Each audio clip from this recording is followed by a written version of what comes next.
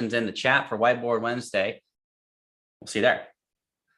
And we are just about live on YouTube.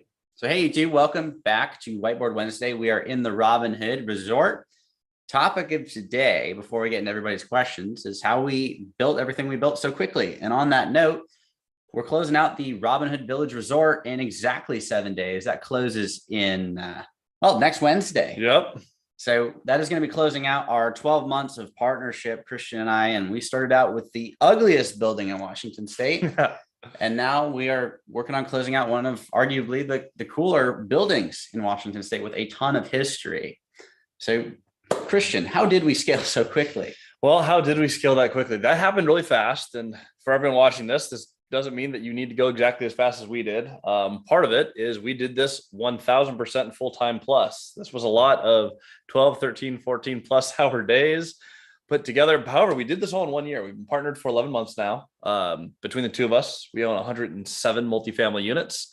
And in a week, this resort. And we're working on going under contract on a 46-plex. So yep. The biggest thing that we did to get from where we were at, which for me was 4 units, for Cody was 30 units when we first partnered. He's the freak who was 21 with 30 units. Freak. Yeah. Cody's the freak of nature. However, I jumped on to what Cody was already discovering, which was we went after relationships instead of deals. And that is really it. We learned from the people who've done exactly what we want to do, how to do what they've done. We got a question yesterday that I actually loved from our mentorship group that I wanted to share here. But the question was, how did you guys scale to where you're at? And then once you did, does your script change? Like when you meet someone new, you've got 100 units. Is the conversation still, hi, I'm a little person and you've done something big that I've never done? And the answer is yes. If you want to play the game exactly the way we have, you want to scale as big and quickly as we did.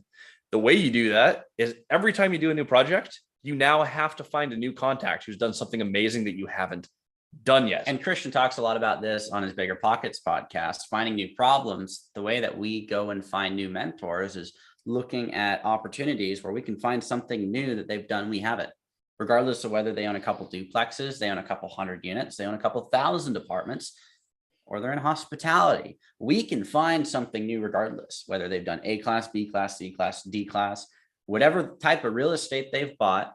We look for something that they've done that we haven't, and we use that to serve as our launch pad to really start learning from people that have played a game at a higher level than we have. And that is the secret sauce. You know, we're not talking with sellers, we're talking with owners. And the most knowledgeable people in any given market are the owners in that market. It's not the real estate agents, it's not the lenders, it's not the title companies. It is the actual owners that own the type of real estate you want to own. So if you want to learn how to play the game at the highest level, you best start calling those people and not view them as sellers, but view them as owners and eventually friends and potential business associates. Mm-hmm. That's the way to play this game. Now, if you guys see me on my phone, I am looking through the questions from this week's comments. Then we'll hop into the chat, but I have a totally different setup. So my laptop is really far away. I don't see all that well that far. So if you see me on my phone, I'm looking through questions. Getting distracted. Yeah, no, just texting away. No. The question that we had this week from Gregory Kraft. Appreciate all the content you guys put out. Thank you. How would you go about talking to multifamily owners and building relationships when you're looking to buy out of state properties? Okay. Well, I met up with an owner who him and his family have about 900 rental units in downtown LA. He lives in Colorado and I don't live in any of those states. So it started with a phone call, then happened to go on a Zoom call, and out of the Zoom call ended up saying, hey, could I just fly over for coffee and meet you? He's like, well, don't fly over if you're just getting coffee. I was like, well, would you meet with me if I did? And so I ended up flying over there, stayed the night at his house, and then flew back. I was in Colorado for less than 24 hours. Was it worth it? Oh, 100%. Because every time I meet with someone that's at a higher level, it helps me clarify my goals and the processes. A lot of these are systems and processes to get to where you want to be. So it's the same exact way. It can just be a phone call. It can be a Zoom call. And if you want to take it to that next level, offer to fly out. After this video too, if you want to watch this again on our YouTube channel, I'll drop a link to a video that you shot when you were in Colorado with that owner. If you want to see how these meetings actually work. I interviewed him on the channel. Yeah, fantastic. What he did, we're not even close to doing yet. Not even, no. I mean, that's hundreds of millions of dollars. That's way up there. I mean, even the whole portfolio today is worth about 20 when we close stuff out. We're nowhere close. Now, comments here from Davion Savant.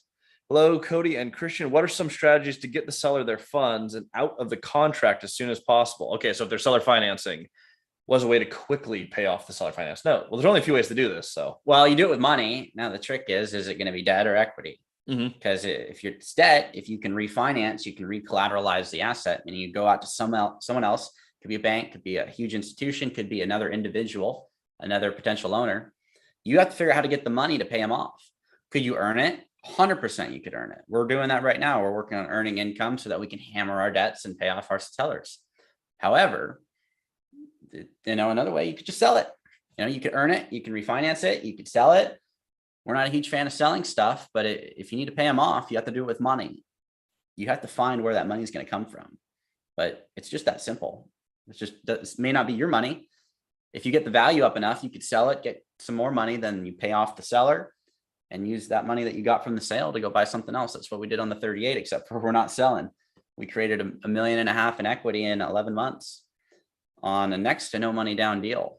So if we wanted to sell, we could pay off the seller and we could take our $1.5 million and re-roll it. A lot of different ways to do it, but at the end of the day, it's going to take capital. I got texted today. Someone's like, well, do I use my earned income or the cash flow? And the answer is yes. You use the money at your disposal. You do actually have to make money to pay these off. So it either needs to be an increase in equity, earned income, or you need to refinance and bring in new capital. Yep. But those are the ways to do it. We're looking at doing it in real time. From the live chat, because your questions are pouring in, I want to make sure that we get right on these. From Darius. And if you're right here, you're in the Instagram live, hop over to YouTube and we'll actually see your questions there. Yes. If you want us to read your questions, hop to YouTube. If you're just in for the show, feel free to watch here on Instagram. All of you, like and subscribe. Darius, how did you guys get your real estate license? Did you guys go to college for it? You don't go to college for that. There's an online platform where you can do the in-person training. It's usually local at that level. I'm trying to think of which I did. When I renewed my license, I went to realestateschool.org. That was pretty easy. I went to Rockwell. Yeah, I did Rockwell when I got licensed. I just couldn't remember the name. No, there you go. Got it. So rockwellinstitute.com. I think that's the website. But if you look up Rockwell Institute, that's where I got my license. I think that place is for Washington and California. However, it might be nationwide. And then realestateschool.org, I believe, is the other one. You can check that out, but it's going to be based on where you're at geographically. Different states are going to have different requirements and different study materials. So you don't have to go to college for it. I graduated college with a business degree. That has nothing to do with any of the real estate that I've done. And I didn't graduate college. Yeah. Now, some of our back-end operations, I've had a little bit of benefit from that. Like it's not been worthless. However, if you're trying to do this, college isn't one of the steps. Right. From Sullivan Moore. Sullivan just commented. They don't have a real estate license, I don't think. You don't need one to be a real estate investor. We both do have it. Cody started as a broker. I started doing some property management things early on, running a call center where I needed to be licensed. We do not broker a lot of deals. That is not a significant part of our business or our income. However, we are both licensed. We own a brokerage and we own a property management company. Yep. So the steps make sense for where we're at in the businesses that we've started. However, if your goal is to own real estate, you're going to do that by buying a piece of real estate, not by getting a real estate license. Most real estate agents don't own anything. And if you're one of the few who are really good at brokering and really good at owning real estate, you are one of the top 99.9% of brokers. Good for you. Yes. Ironwood Workman. I was wondering this myself. Are they? They're all comments off the same question. Cool. So same answer. Joshua Millam. When doing seller finance, how do you refinance or take advantage of the equity that you have in the deal? Well, there's a couple options for debt sources, especially if you're doing bigger deals. You can take it to, agency debt, depending on the deal size and the location. And typically you can get a lot of non-recourse options and you can get access to that through mortgage brokers. Just talking with people in the business, you can take it private where you find a wealthy individual to just fund it. It's like seller financing. And if all these sellers that we just cashed out, we could go ask for another loan to refinance our debt stack because they've already loaned to us. And if we've paid them off, then they're more likely to write us a check again. And I've seen private capital loaned anywhere from 2 to 18%. Personally, I've seen everywhere in that range. So private capital is totally negotiable. Yeah, it's all relationship based, which is why the relationship is senior to everything else in this business. and you can go get local credit unions, local banks. You can get hard money. But when you find the deal, if you buy the deal and you get the equity up, the main thing is it's going to come down to cash flow. And if you can't cash flow your debt obligations, you're probably not going to be able to get the debt, whether it's private, hard money, whether it's institutional level. Lenders like to see cash flow, because if you don't cash flow, eventually you will lose it and you'll run out of reserves. Yes. How do you own it? How do you never lose it? You don't want to run out of money. So taking chips off the table after you have a big win, you actually do want to hold some liquidity. I'm going to say a quick thing on this, because if you followed our channel at all, Cody and I almost never have liquidity. We have lived on cash flow. This last year was build year. The focus was just build. You have two different things you can focus on. Your production capacity, how much you can bring in, which is what we focused on, get the assets that build the actual production, or you can focus on the production, which is where you actually take the cash, you are saving money to reinvest. We focused on production capacity first. In the next 12 months, we're focused highly on production. We actually want to pull some money off the table to pay ourselves and say, well, we worked really hard. We're going to put this aside and we're going to move from a position of more liquidity. Yeah. And we're working on closing out the pipeline. If we close it all out, including the couple of buildings we're under contract on, we'll be at 156 units between the two of us and the resort. That was good enough for us for 1 year. Now we're going to stabilize, and our goal is to each have $500,000 liquid in 2023. We're building out and stop spending money on assets. We're not going to keep focusing on accumulating. Will we keep buying stuff? Oh, 100%. We're going to buy something like this building every single year. Granted, there's nothing else like this building. Yeah. There's comparable stuff. It's similar, but different. I'm thinking vineyard. Yeah. We'll find out. We may buy a vineyard. However, we're going to keep buying apartments, but that's not the main focus at that point. Now we're on, how do we build up $500,000 each in liquidity? Different goals to protect what we've built so we can move on to the next level. Speaking about tons of real estate, the next question ties right into this. Sullivan Moore, 20 years old, by the way. Hey guys, following your method, and I currently have 62 units under contract on 19 units more. I assume that's more in the works. 20 years old. That is a whole lot going on. I'm curious, Sullivan, if you type in the chat later, I am curious to see if you are syndicating or if it's all just creatively financed. Either way, it's a lot of units. Good job. Way to go out there. That is a sizable portfolio, really young. I hope you close out on all those that you have under contract. Board Game Club. Bobby in Barcelona here. Coming home to PA tomorrow, looking to get into our mentorship. Awesome. We're looking forward to see you there. Do it. Can't wait for a big year. I hope you have a fantastic year. If you have any questions between now and then, reach out to me on Instagram at Christian Osgood. I'm happy to answer any of the questions about anything else we do outside of this live over there. From Eric. My guy Bradshaw sent me over. I'm looking to get my first rental property. How much would I need to get started realistically? Oh my goodness. I love that question. And I love Alex Bradshaw. Alex, if you're watching live, Alex, we appreciate you. Yeah. And I'm meeting with Alex and Trevor on Thursday. Oh, no way. Okay. Well, thank you, Alex. To the question, how much do you need to get started? Well, I got started with $3,000 in the bank and I didn't spend it. At the end of the day, it comes down, you find your deal, then you find your debt, and then you find your equity. Now, the cool part about debt and equity is it's all money. One costs you more money today. You got to make your payment, otherwise you lose it. And equity costs you more tomorrow, meaning down the road, if you want to buy it back. So if you buy it with a partner, it'll cost more typically on the back end to cash them out. If you do debt, it'll cost you more cash flow today, but you don't have to buy anybody out in the future. You just have to pay it off at principal value. So you got to find the deal first. That's the most important piece. That's something that Alex did. He found a duplex for $200,000. Guarantee you he'll find a way to fund that. $200,000 for a duplex Moses Lake is a great deal. And there's 4-bedroom units. You find the deal first, then you got to go find the money. Most people want to find the money before they find the deal, and they wonder why they never buy anything. If you find the opportunity first, then you can match the right money structure. You get the right attorney to help you figure it all out, but you match the right money structure, debt and equity.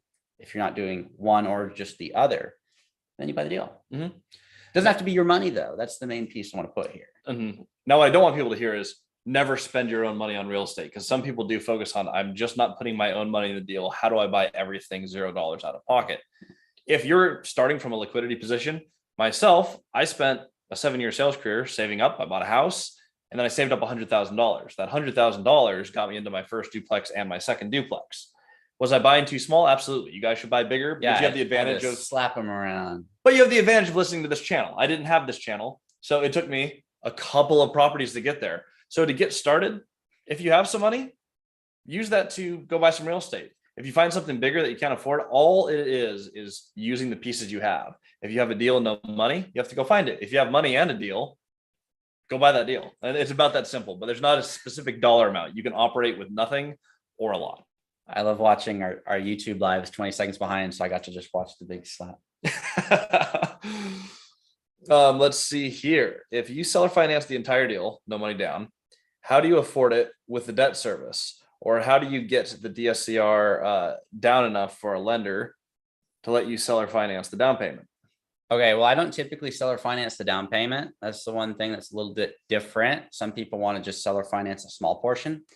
My goal is to seller finance the big portion because I can actually negotiate that. I don't want to negotiate 25% of the deal. I want to negotiate 90 to 100% of the deal. So I want the seller to finance as much as possible because when you lever up with a whole bunch of debt, conventional means you're not going to cash flow. In this market, it's not going to happen where the debt market's at. So I want to borrow as much money as cheap as possible. And I can't just say bank, I want to borrow at 3%. I go to a seller and say, hey, look, this is where cash flows at 3%. Now there are some ways to get more cash flow. Put more money down, reduce expenses, get income up. And the main one, and this is what one of our mentors in Moses Lake said, just put more money down. It's like, well, Gary, I don't have more money to put down. So we just toggled with the interest rate. You can borrow cheaper money.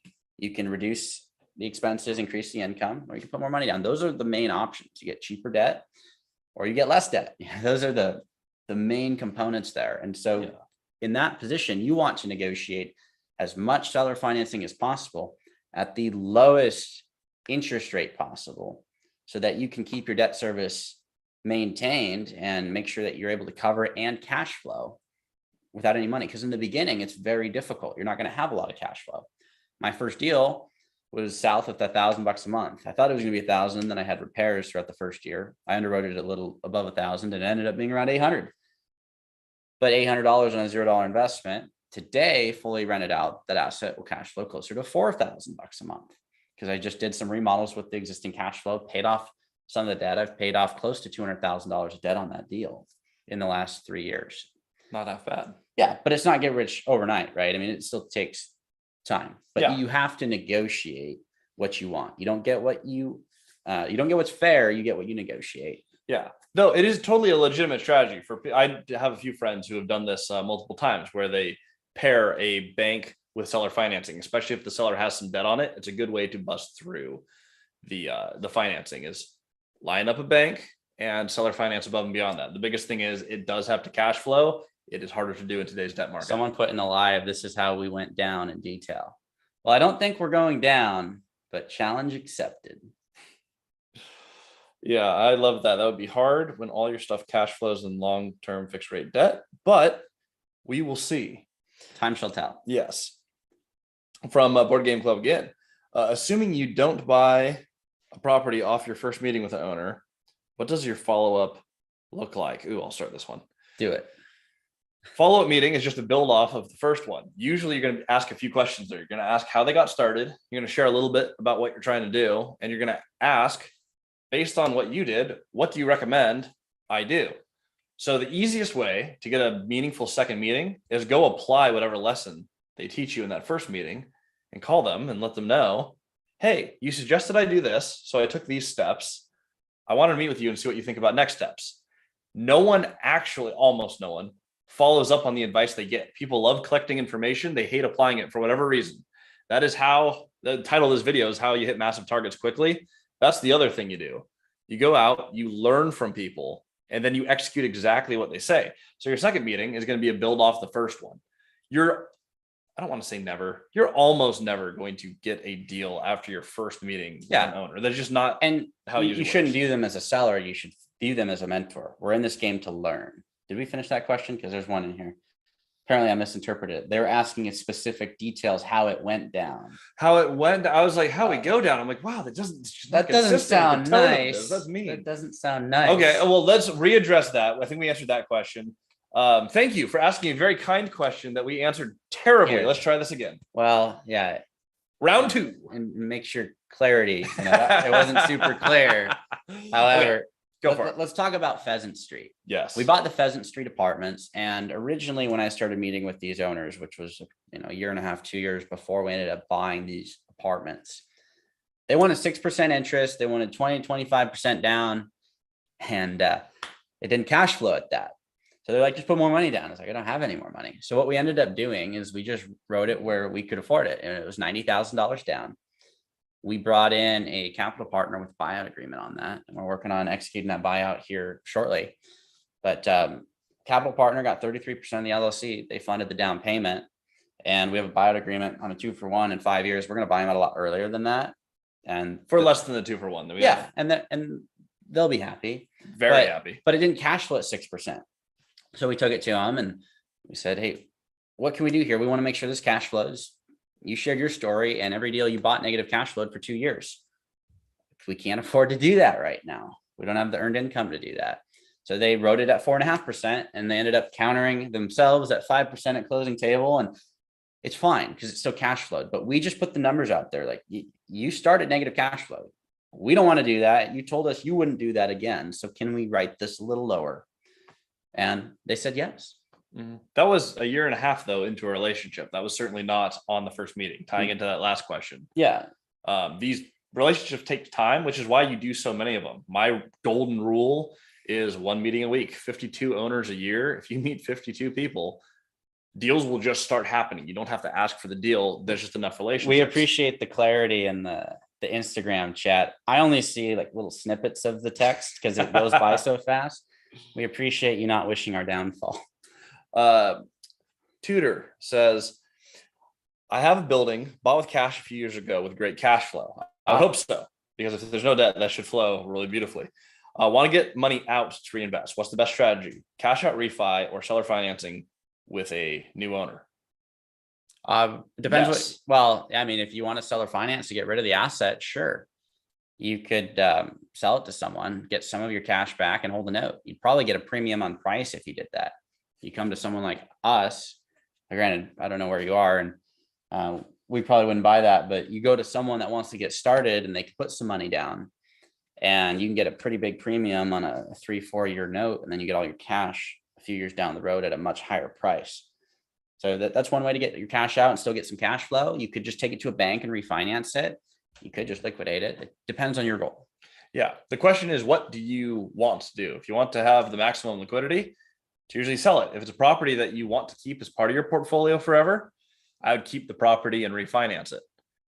And if you want to play the game and move forward without doing that, you also have the option to just keep the asset and figure out how to negotiate a new deal at a higher leverage point. Yep. So lots of options there. And then we got from Nick Yates. We can do the back and forth. Okay, thing. Let's do it. So Nick said, do you buy properties that need a lot of work, or do you focus on already livable properties?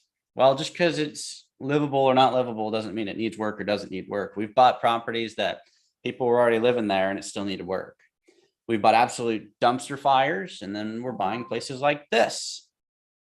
So, we've done both, but the main thing is we have to underwrite it for cash flow day one. We bought one asset that negative cash flowed $15,000 a month. That was a 38plex. That was our dumpster fire. Today, it cash flows positive 5 figures a month. Very lucrative dumpster fire. I think we paid ourselves $11,000 last month in actual cash flow because we're starting to do that now. But we've done both. The main thing is you have to know how you can hold it, because if you can't afford the negative $15,000 a month, that wasn't our first deal, then you probably shouldn't buy a deal that negative cash flows $15,000 a month, even if it's got great upside. If you can't hold it, doesn't matter what the upside is, because it's fun to buy stuff. It's less fun to lose it. Sullivan from earlier asked him to comment, and he did. What he did is really cool. So he currently has 34 rental units, just closed no money down on a 28 unit seller financed. He's done 3 total seller financed deals. He goes on a couple comments later to say they were mostly acquired with the BRRRR strategy. So he used hard money for the down and then refinance the money back out. Awesome. That is a great combination of creative deals. That's one of the main things that we say here all the time, and why we're called multifamily. Strategy is you want to learn every strategy that you can so you have more pieces to work with.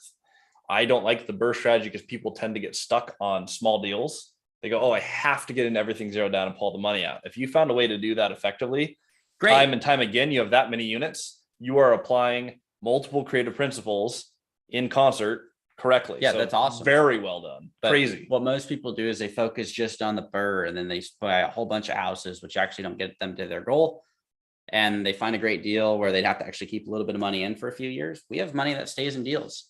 We've got $1.5 million in equity. It's like 1.8 million in equity trapped in a deal right now. Do we care? No, because we earn, 5.5%, 6% on that $1.8 million. Oh, well. And was it $1.8 million of our own cash? No, we got the value up. We didn't burn it and just pull all the money out. If you keep money in deals, great. But most people get stuck on, I have to burr. I have to have no money in my deals. That's the only way I'm going to get rich. It's not true. Very, very cool. Let's see here. How would your strategy change in a more expensive state? For example, in my state, transfer tax when buying is 2% plus title insurance. Well, we don't change anything. I mean, we're looking at buying a vineyard in Texas right now. Taxes are really high. Price is pretty high. Mm-hmm. You're trying to buy for cash flow on fixed rate debt. So you just have to make sure that the money makes sense. So I'm not huge on a ton of metrics. The one that I do love is cash on cash return.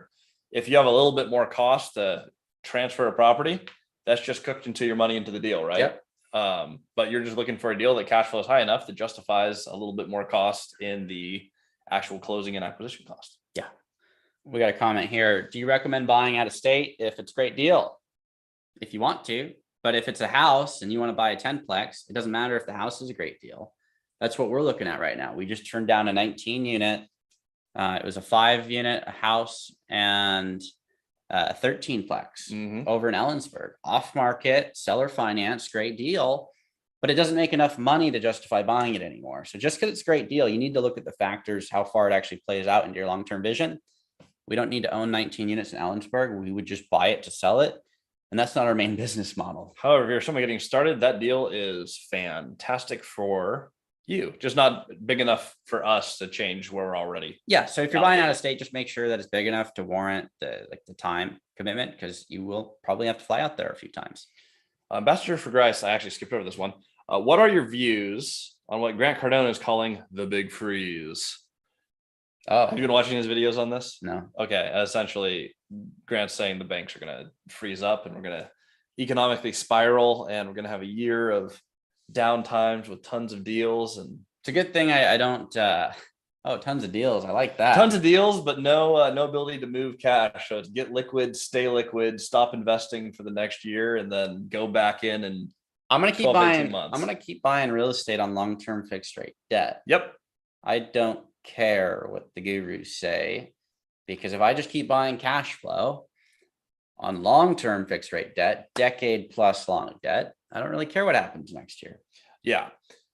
Does the economy go up and down? Absolutely. As long as the debt term is long enough and you have fixed rate debt, then you're good. You can get paid to wait it out. Now, if every single person on planet Earth stopped paying rent, we'd lose it all. But we got bigger problems if that happens. Yeah. Everybody's got bigger problems if that happens. Have you guys utilized hard money before? Yes. Yes. Yeah. On flips and all that. Done flips, down payments. That's more private capital, but it's hard money. Hard money is easy to get, hard to pay off. Be careful. It's expensive. What are your main ways of generating deal flow in such a tough market? Well, I wouldn't call it a tough market, because that's a bad attitude. I just call owners. The most knowledgeable people, the most affluent people in any given market are the people that own all the real estate. So if you want to get more deals, call more people, and don't ask them to sell to you. Ask them how they got to where they're at. They're not sellers, they're owners. That's the big thing that most people get wrong. View them as owners, not as sellers.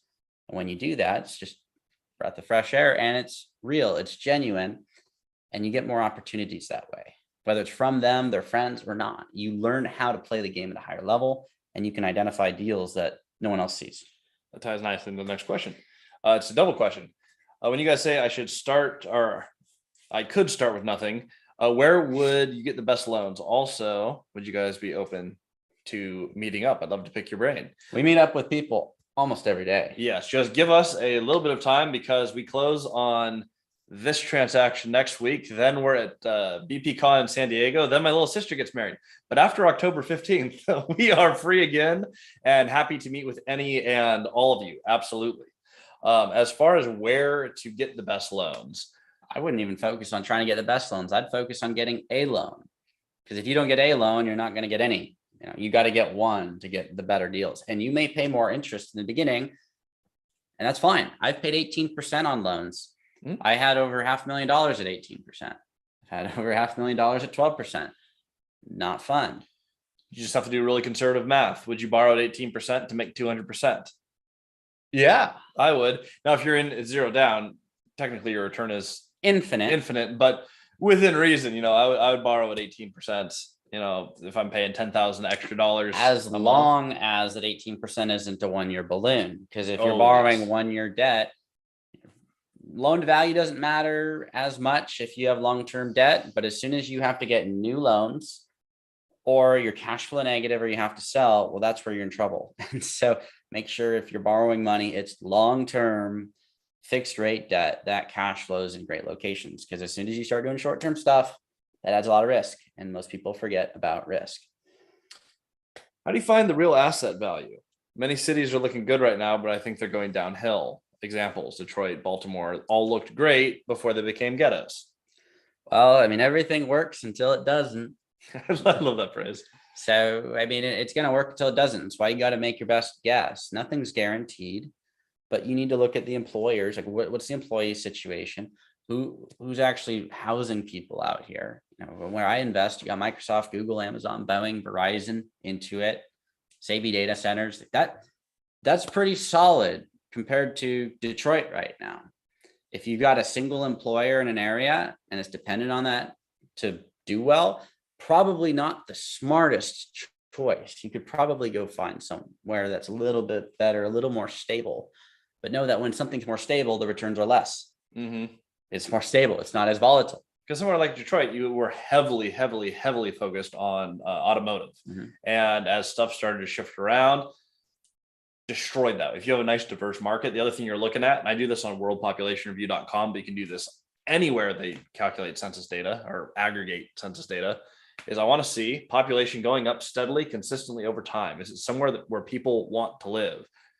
I personally don't love the climate in areas like Minnesota. Too cold, too many trees. In the summer, I'm sure it's lovely. But there's certain places where I'm like, man, I wouldn't want to live there personally. I have trouble investing over there. I've never been to Detroit, but I'm going to guess it's probably a little bit more of the same. It's not somewhere where you're like, holy crap, I got to live in Detroit. I just don't imagine that being something that people want to do, which is a factor when you're doing your analysis. Where do I want to invest? Your market's people who want to live somewhere. So figure out where they want to live. We have Ambassador for Christ again. What is the normal financing terms today? I underwrite at interest rate of 7%, 30% down payment, 20-year fixed. Should I underwrite at a lower interest rate? You can. Those are that's really conservative. You should underwrite at the debt that you can actually get. Like our deals, we're not looking at bank for acquisition. So everything is like, this is what we can do. And typically it's 4%, 5%, 6% interest. The 46 unit that we're looking at right now, it's actually a mixed use building as well. It's got some retail space on the bottom. First time we're doing that. Little diversity play on the portfolio. Also in Moses Lake. Plug to Moses Lake. Go check it out. But we're picking that up 6% interest. Seller note. Underwrite the debt that you can get, because if you can't get the debt and you don't actually have the money, it's very hard to buy real estate. Yeah. Now, if you're looking at, there's no such thing as an average seller finance note. They're all completely custom. But if you're writing at 7%, 30% down and 20-year fixed, that's pretty conservative. I'm going to imagine you can find that or better. Yeah, you could probably find that debt.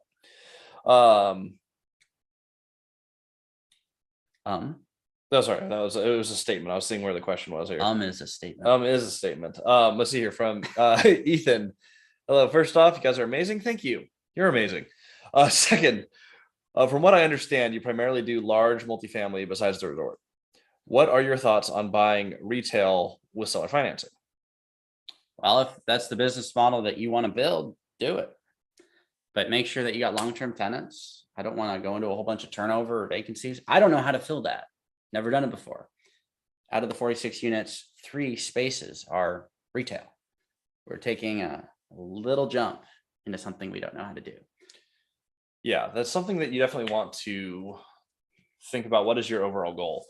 For us, and I know people have done this multiple ways. I know people who started in hospitality, like we're in a resort right now, really high cash flow opportunities, like really high potential, a lot more variable income. They did very well there and they moved the money into multifamily because multifamily is more stable. For us, I wanted to start with a stable base. That's what I personally care about. Multifamily is a very stable asset class. People always need roofs. My one worry with retail is you have something happen like COVID. I have been in a building where the owner just bought the building. It was vacant. And then COVID hit. They weren't able to fill it up. Not good. Granted, that was office with some retail on the lower floor. Yeah. But just factors to think about. There's nothing that I'm aware of that is more just traditionally stable, plug and play than multifamily. Yeah, it's super stable. People need to live somewhere. Someone asked what our thoughts are on South Florida, Miami, Fort Lauderdale. Oh, Miami, Fort Lauderdale. Lots of competition. If you were buying there a few years ago, just deal central. It's a lot more expensive. People still want to be there. If you can find opportunities, which you can absolutely do creative financing anywhere. I love the market. People love living there. The climate's fantastic. And then also landlord friendly, which we have no experience whatsoever investing in a landlord friendly state. Never done it. Yeah. But I imagine that would be a glorious feeling knowing that your government is somewhat on your side. But yeah, love that market. How about Georgia? I've never been to Georgia. I've been once. I've been to Atlanta. I've actually helped a couple of clients in my broker days. I gave a couple of referrals over to Georgia, and they were excellent cash flowing deals. Smaller multifamily, a 5-plex, a duplex, and I think it was a triplex. Yeah, triplex. Yeah. They loved the deals. They loved being down there. So from a very limited sample size in northern Atlanta, I think it was the Buckhead area. Great reviews. We actually had someone on the channel. She plays DC's Stargirl, Breck Bassinger. She has an Airbnb as her first investment property in Atlanta, and she slays it. So from a small experience and small properties, people seem to love it there. Yep. Let's see here. Thoughts on California? No. Nope. I wouldn't do it. No is the only sentence I have for that. What's the next question? People want to live there, but that's the only thing it has going for it. It's the most beautiful broken place on planet Earth. Not my quote.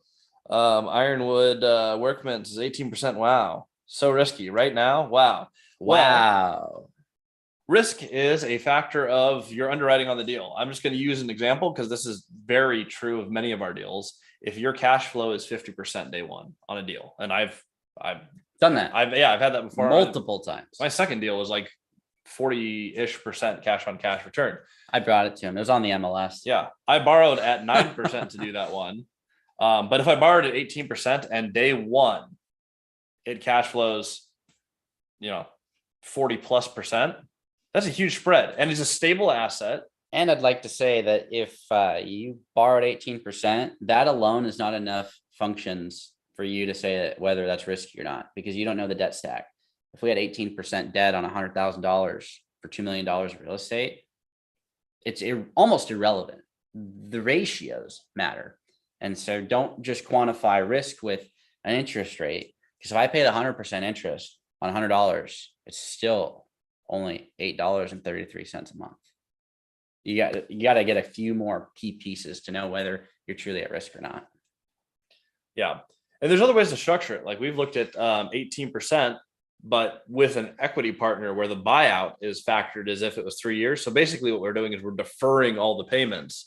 It's not hitting my monthly cash flow. The buyout is mandatory and it's put together as 18% year one, 18% year two, 18% year three. It's compounding. That being said, it's a property that should triple initial investment. From Lambo Oscar, California.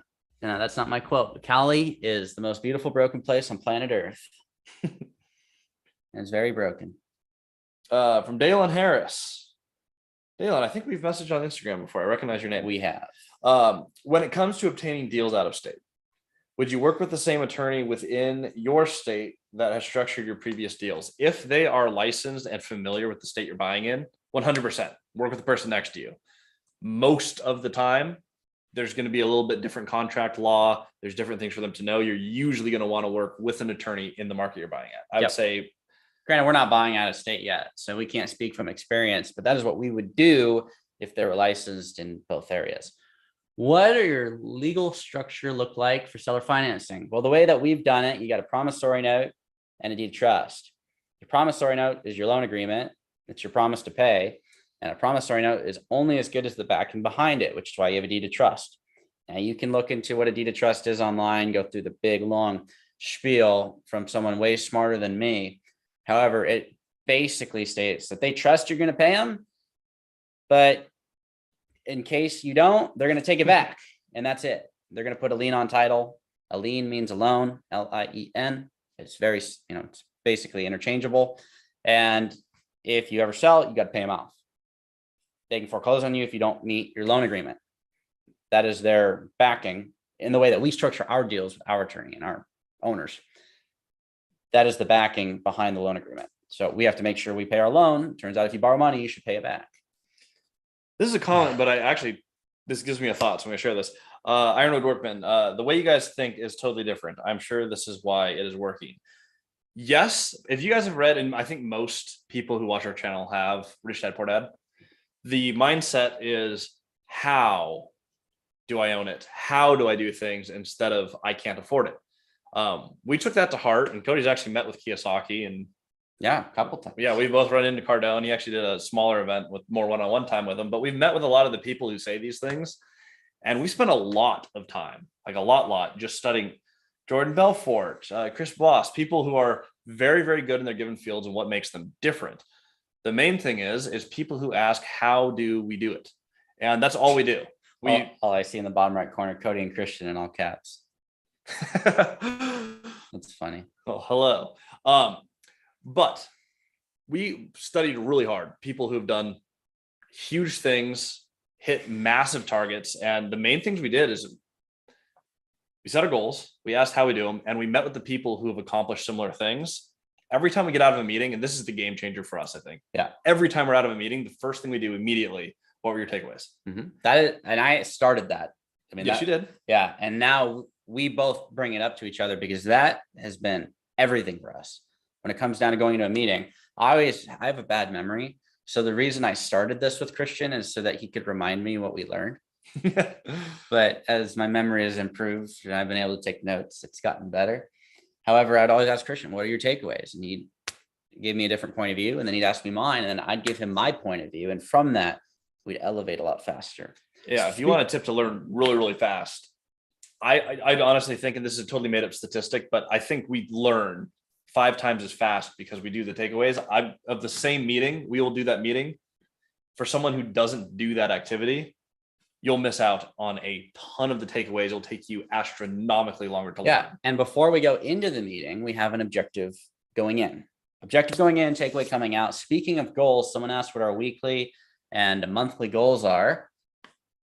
Right now, our weekly goal is to close this thing because we want to get this closed, and it's our biggest deal. It's $1 million down. We haven't done that before, but we're just excited to get it done because it's been a big push up until now. Due diligence, looking at bank statements, and granted, we're working with some of the nicest property owners I've met. I mean, they're very, very nice people, and it's helpful when there's trust involved. But we're just pushing this through. Next Wednesday, we're set to close. So next Whiteboard Wednesday will be an exciting one. From Sullivan Moore, he's our seller financing wizard. Yeah. Done some big stuff. What's the process like to get on your channel and talk about my journey? I actually really love doing the interviews. However, if Cody's the one running point on it, we'll get more views because Cody's more popular. However, if you want to join us on the channel, the easiest way to contact us directly is through my Instagram. That just seems to be the easiest place for me to track it. So at Christian Osgood just hit me up there. Just put in Sullivan Moore. That's easy to remember. But put in your name from YouTube to say, hey, we talked on YouTube. We wanted to chat. I will absolutely connect with you, and would love to hear about how you did that, because that's a lot of units very, very young. Hey, Tyler J has got 8 short-term rental doors in Seattle. Let's hang, dudes. Okay, let's hang, dude. All right, then from Alex. Awesome. Thanks, Cody. Hope to see you at next year's Investor Summit. You're on. Thoughts on markets like North Carolina or in North Carolina, like Raleigh, Durham, Greensboro, Charlotte, etc. Never personally been. Everyone who I've talked to loves investing there. It's a market that's been hot for a little while. So I think some of your super low hanging fruit, you have competition in that market because people love living there, but investor friendly, people want to live there, great weather. We only own in Washington. So from experience, we can only speak to Washington. I like people from North Carolina though. The Carolinas, our buddy Cody Rebs. Cody Rebs. He's a Carolina boy. I like people from out there, so I'm gonna guess it's a good market. The fundamentals I've seen are there. Population growth is phenomenal, and really diverse jobs. Yep. So overall, like, I'm just saying yep because I don't know. 30,000 foot view. Well, I used to work for commercial real estate data, so I used to be in this stuff all the time. Christian is so much smarter than I am. That is not true, but I'm a data nerd. Yeah, from like 30,000 foot view, absolutely love North Carolina. No personal experience though. What are your thoughts on rents during these raising interest rates? Well, I think that it's either going to go up or it's not going to go up. Those are the options. And if it doesn't go up, it's not going to go down. Meaning that as long as I'm buying on cash flow today, I don't really care what it does.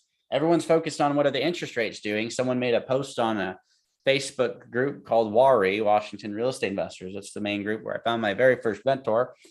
And they were like, okay, well, the rates are going up. Everybody saddle up, get worried. I'm like, if you guys just stop playing the stupid games and bought long-term seller finance debt, then you wouldn't have to worry about the economics of all this because it's irrelevant. All the people who said we were crazy when we were borrowing at 5-6% when banks were lending at 3%. Now are asking how to do it. Like, just buy on principles. That's why we post our principles online once a week, every single Monday. If you're a principle-based investor and buyer and you're just being a good human, turns out you can get great deals. But if you're focused and playing the same game everybody else is playing, you're going to have a hard time because everybody's trying to sit at that dang board game. We're not trying to sit at that table. We're playing at our own table and there's no competition. We set our rules based on the relationships that we've built. And because of that, back to the topic of the video, we can go fast. Super fast. I got 2 questions from Eric. Both of them are great.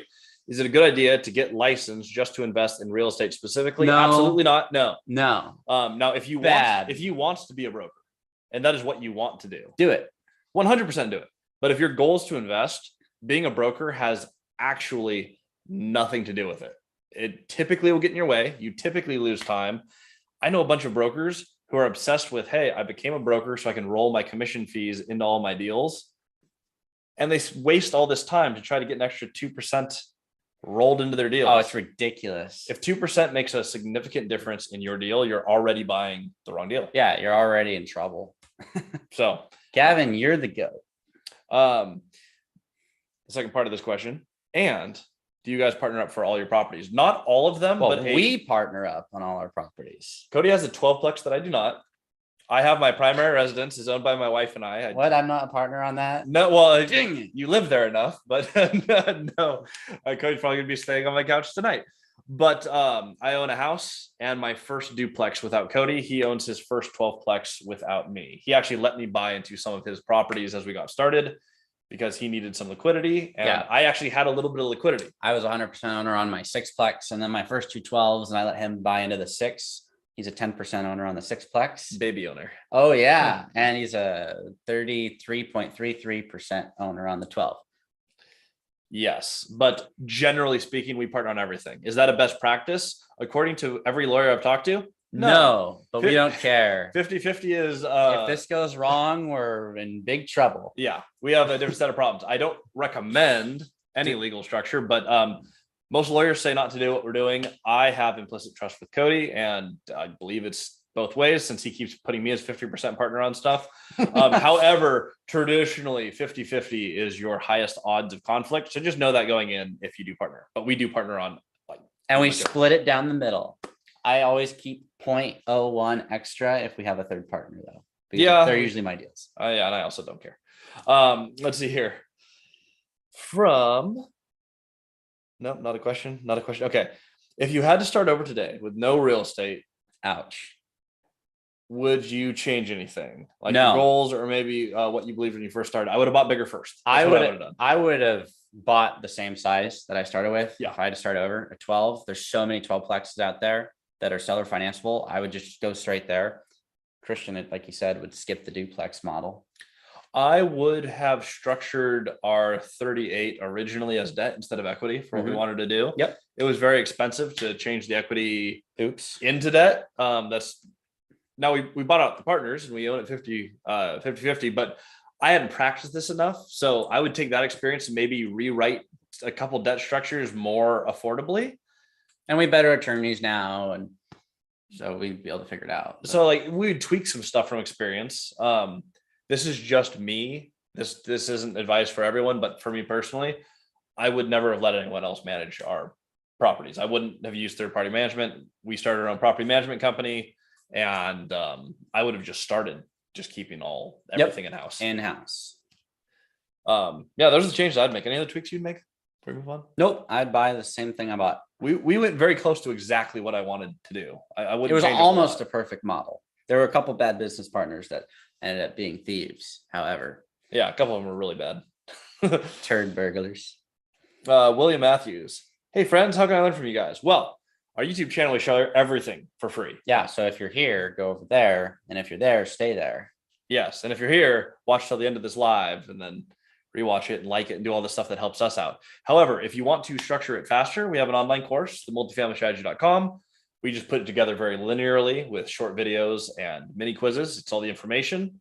And if you want the actual application, you do the lifetime, and the lifetime comes with the live consulting, which means 3 times a week. Yep. Simple as that. Is it possible to negotiate 0% interest, but give them, well, first of all, whatever your question is, yes, because you can negotiate anything.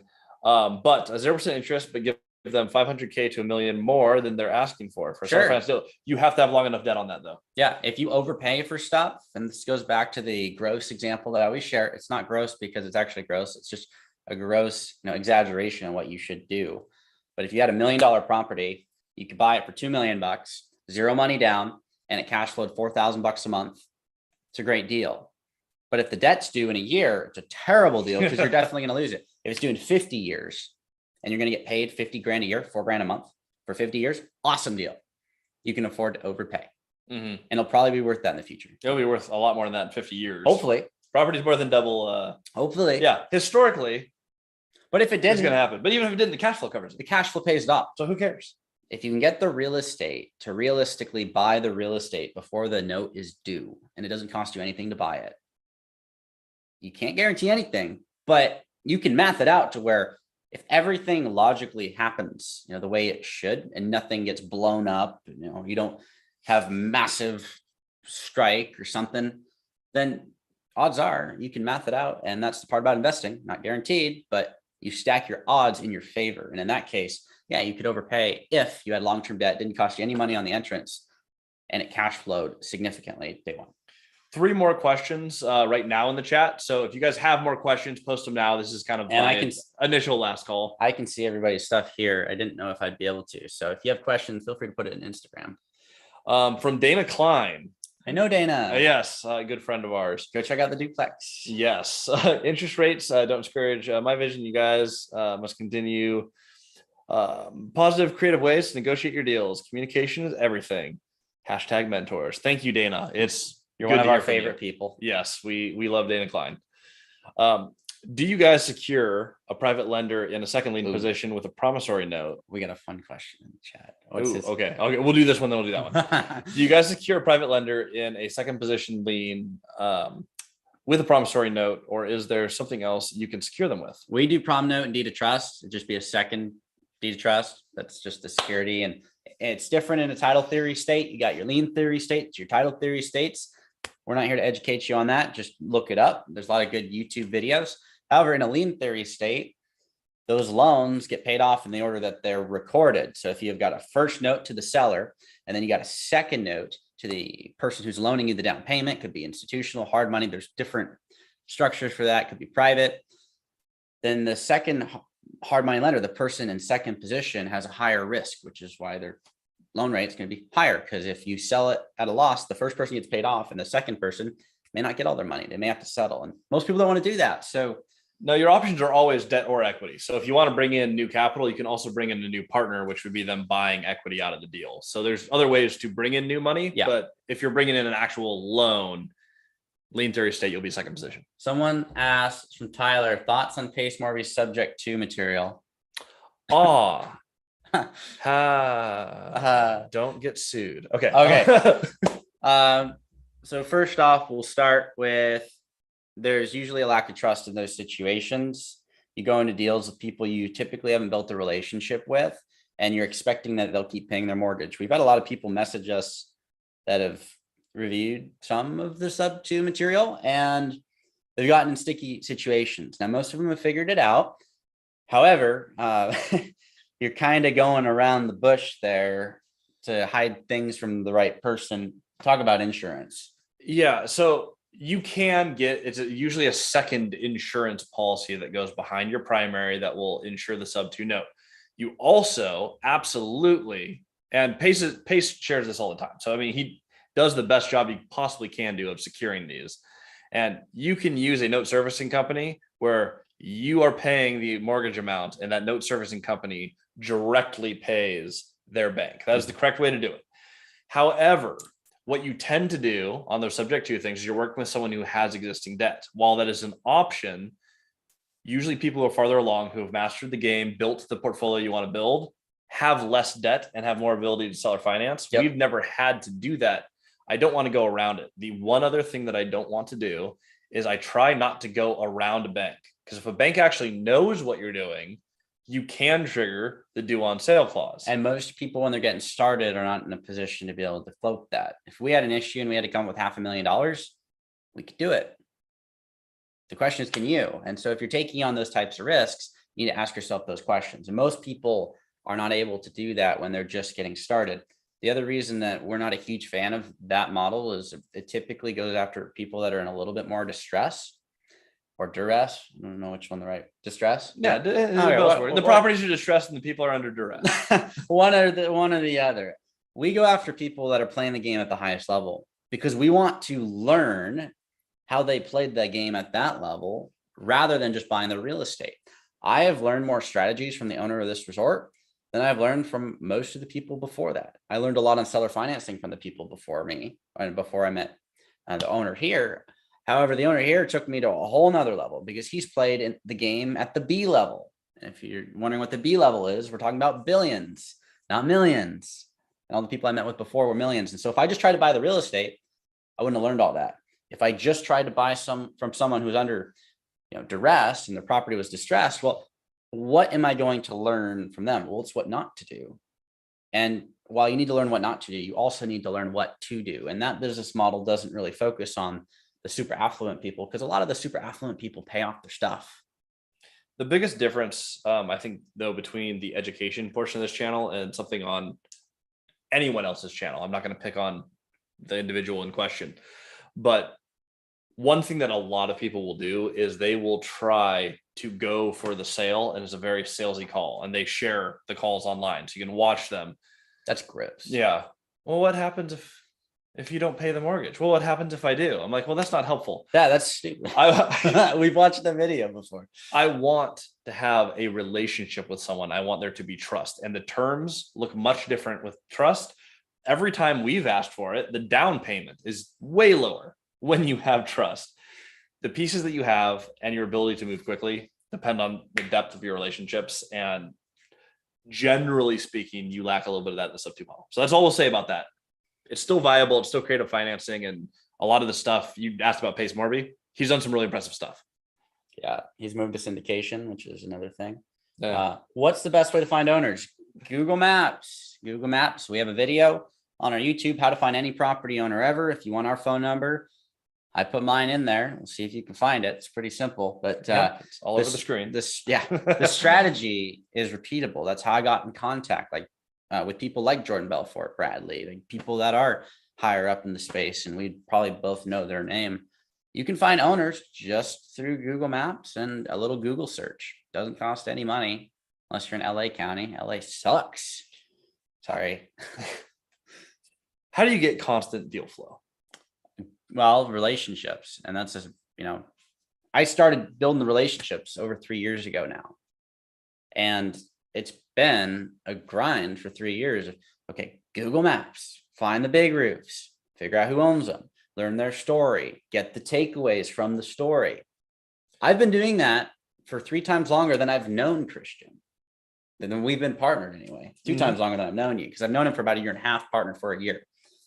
And I've spent 4 years working in this industry, meeting a lot of the biggest owners in a few of them nationally, but a lot of the players in Washington with banks and owners. Like we had relationships, and so that helps a lot when you have people you can call. But ultimately, I think what moves you forward to the next level is your ability to share your personal story, and that will grow as you continue to play the game. Yeah. Your ability to communicate your goals, where you're coming from, where you're going, and why determines how far and how fast you go in relationship to those goals. That's it. If you can communicate effectively, you can go a lot further, a lot faster. We would not be standing here if we didn't share the story of the 38 online, which helped us meet new people who introduced you. You met Brandon Turner's friend who got you on Bigger Pockets, which got close to 900,000 views. That got me connected with a lot of people. But it's only because we talked about the 38 online. We posted a video and showed pictures of when some tenant drove into our building and knocked over the wall. Someone else just did that again last week. Yeah, people love to drive through our 38 plex. Yeah. It's a brick building. I don't recommend trying. Yeah. They'll ding up their car, but whatever.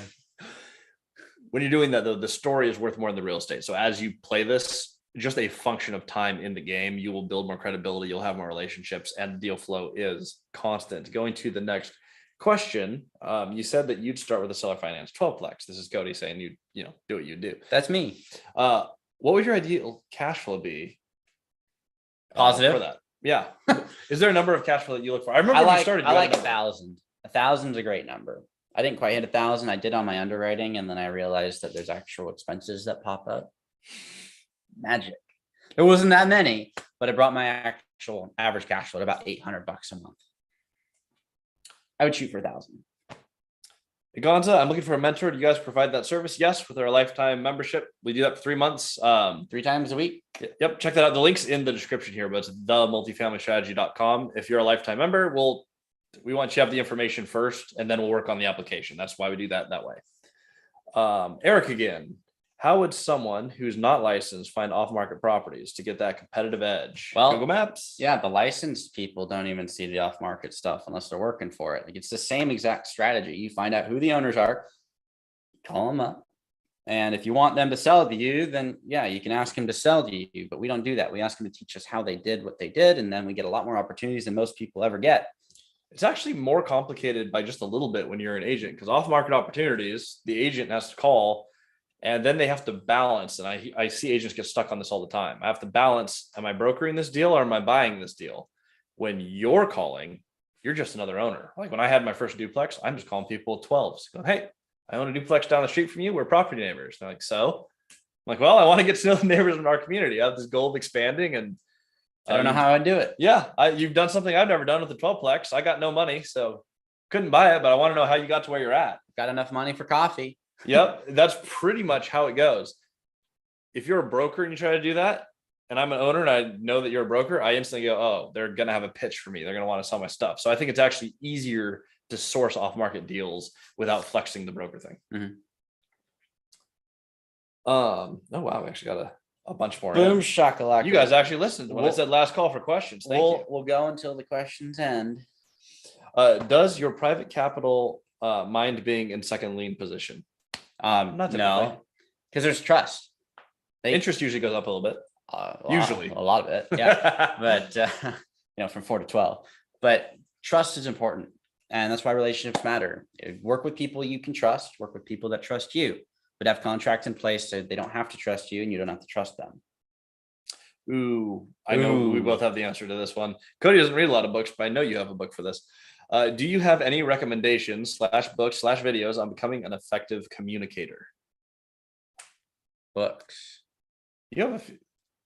You've read Chris Voss, right? Yeah. Well, that's a great one. That was a while ago. Okay, well, fine. Never Split the Difference. Chris Voss is great. Fantastic book on communication. Jordan Also, Belfort. Thank you. Yeah, Jordan Belfort, Way of the Wolf's got a great book. Straight line selling. Jordan Belfort talks a lot about how to manage your tonalities. By the way, do that in audiobook, because if you read about tonalities, it's just not the same as listening to a master express the tonalities while reading the book. Yeah. It is just much better in audiobook. Chris Voss just has an epic voice, so you can do that in audio too, but the content is the same whether you are a physical book person or an audiobook person. Those are the two books that I immediately think of for effective communication: how to negotiate, how to speak confidently, where does an uptone and downtone go. If you go through those two books, I would argue that's all you need to start becoming an effective communicator. Well, our live is going insane. Oh, there, now it's back. That was very strange. Brian called me. Oh, Brian, get out of here. Get out of here. No. Yeah, you join our live. Cody and Christian, I've been around a long time now. I've lived in Western Washington, Montana. Sounds familiar to someone I know. Yeah, West Virginia. I was like, why YV? Where is that? Oh yeah, West Virginia. West Virginia. I can see that you guys are the real deal. Thank you very much for this info. Oh, not a question, but you are very welcome, and thank you so much. I appreciate the affirmation from someone who's been around a little bit. If you noticed, we have not been. Yeah, we have a lot of haters. I have more haters than Christians, so we appreciate getting recognized by not haters. Yep, I get a lot of hate mail. Yeah, meanies. But man, if anyone wants short form social media to take off, Instagram, TikTok, YouTube Shorts, be really young and do epic stuff, and have everyone comment cap. I just learned what that meant. Cap, and then we put a fancy cap below the cap. But if you put a whole bunch of comments that are negative, the algorithm blows it up. So be obnoxious on short term stuff, and then provide valuable content on YouTube. What happens when the seller dies in seller financing? Does the family take up the loan? Yes. Yeah, typically. I mean, you got to make sure it's structured properly, but if it's through a note servicing company, that's one of the reasons people actually do seller financing. It's easier to pass a note than it is to pass property. You don't have to manage the note. Mm-hmm. Very, very typical, but it will follow just like all their assets. It's a note is an asset, and that will flow to their heirs as appropriate. Thanks, Andy. We appreciate Cap. Andy cares. Boost the algorithm. I usually will respond with a top hat because it's fancy caps. Fancy caps only. Andy also had a question here. Also, how would I raise capital if I find a good seller finance deal, but need capital for the down payment? Well, call your sphere. Luckily, we're in your sphere. We can help out. But no, you call the people that you know. This is why building relationships with owners matters. We had an owner fund our Pheasant Street apartments. Let's see here. Off-road tracks. Oh, so he's here late. Well, you are late. However, we do this every day, every Wednesday. What did you sign me up for? Every day that starts with Wend. Every Wednesday, 3 p.m. Pacific, we're here, so you can always join again. And if you have any questions, post it here because we're on the back nine here. But if you have a question, ask it here. What's the minimum car insurance liability you need to protect your assets? Would you go to the highest coverage? Because we have cars driving through our buildings. Oh. That makes sense. It will fall into your just general insurance. I think we have a deductible of like $1,000. Yeah. It costs us $1,000 to fix the building of cars. Worth it. And last time they actually damaged a part of the it damaged into the shower zone, which we actually needed to redo the shower. Which was convenient. It was actually economically beneficial. Yeah. Oh, that was also the one unit in there where we didn't have contact info for the tenants. Turns out they were squatters. So yeah, we got rid of them. They left. That was a very fortunate crash. This last one, I would prefer that people would stop running into the building. Yeah, stop running into our buildings. Well, from Andy, how do you get and find investors? What type should I get? So when you're actually looking for investors, it's the exact same way that we're finding owners. You have relationships with people who are in the game. Magic. Some people have capital, some people have deals, some people have knowledge, some people just want to sit down and get coffee. And all of it is fine. You're just building your network. But when I start talking to people, we talked about early in the call, we talked about the Pheasant Street duplexes. Yeah. The investor there, I talked to him one time when I was running a call center because he just sold a property and we were just uploading data. And he had mentioned in the call, hey, are you going to be talking to any other owners? I'm looking to place money into a deal for tax purposes. And so I met up with him for coffee, and turns out all he's trying to do is double his money in real estate. That was the 2 for Every 1 5 years. for Pheasant Street. So that's how we wrote that, is someone communicated a goal that they had. And later we had a deal where I'm like, oh, it'd be perfect. Exactly what he wants to do is what we can offer. And that's what the right investor is when you have a relationship and you line up exactly the needs they've expressed to the right deal. And property owners are investors. Mm-hmm. It's a lot of emojis. There are. I'm scrolling through. I see comments. Are your contracts unique to each property? Yes. And if it's an on-market deal, do you and the seller work together on building the terms? Typically, you're going to work through the broker. If there's a broker, yeah. If it's on the market, On market. Yeah. The Robinhood is actually on the market, and we didn't know that until after we already been hanging out with the seller. Your first deal, though, the owner was an not the owner. Let me try that again. Your first deal, the owner, seller, no broker. There we go. Words. Christian. The broker was an obstacle, so you actually got permission to go to the seller, right? Yeah, I just started working directly with the seller because the broker was hard to work with, and that's why the deal never sold in a year and a half. So I got to work directly with the owner, but had to get specific permissions in writing. Mm-hmm. You want to navigate that very carefully, but typically if it's on market, you're going to work through the broker. That is why the owner has contracted them. Off-road trucks. Hey, you got a question. Awesome. You probably explained this. How did you approach the Robinhood? Dion McNeely sent us a text. Yep. And were they already offering seller? I assume the next word would have been financing. Yeah, they were offering seller financing. So Dion McNeely has a YouTube channel. He's a bigger YouTube channel than ours. Dion Talks Financial Freedom. You should check it out. Yeah, check it out. He's helping us grow. However, he sent us a deal. He just retired. Congratulations, Dion. If he were here, he'd say, send us a like, because every time you hit the like button, an angel gets its wings. Yep. We didn't get that here, so he was not watching. However, he's a great channel. He sent us a text. He just retired. He had a deal that was too active for him because he just retired. So he's like, you guys should do it. 0 money down, seller financed, 4.25% interest rate. And like, what is it? It's a resort. And Christian started spearheading that. I love fishing, hiking. Okay, when he said where the resort was, I'm like, this could be the next thing. What we're always trying to do is learn from people who've done something we've never done. This sounded like the next thing. It's not a huge jump from multifamily. Never change your business model. Yeah. But this sounded like a natural next step. We've mastered the long-term rental games. We have some cash flow. Now, I'd like to point out that he was a little bit off because he said 0 down. He wasn't wrong with 0 down. He just forgot all the other zeros in front of it and then the 1. So it ended up being $1 million down, 4.5% interest. However, other than that, he was spot on. Very close. Very close. Just $1 million off. Yes, but only one significant digit, which was the 1 that was several zeros away. Let's see here. What is your average down payment percentage for your seller finance deals? What, 10? 10. We have our lowest is 4.5. Yep, 4.5% down. Our highest is what, like just over 20? Mine was close to 30. Oh. That was 6 bucks. Oh, you're right. That was a little bit. I did a lot of money down, percentage wise. For a very small deal. Purchase price. Yes. Which property website can I find good deals, mostly seller financing? You're probably not going to find it on a website, but your ability to make good seller finance deals is the creativity behind it. LoopNet is the deal graveyard, and Crexy is a slightly better version of the deal graveyard. That's where deals go to die. So if you want to get creative and just look at a website with a whole bunch of dead deals, you can go on there. We buy a lot that's on LoopNet, though. About 50% of our deals have been posted to LoopNet. The magic thing there is a lot of people don't ever go after them for creativity. Like, they just don't creatively think about the deals on LoopNet. They just try and beat up the price. And so if you're on LoopNet beating up price like everyone else, you're going to get nowhere.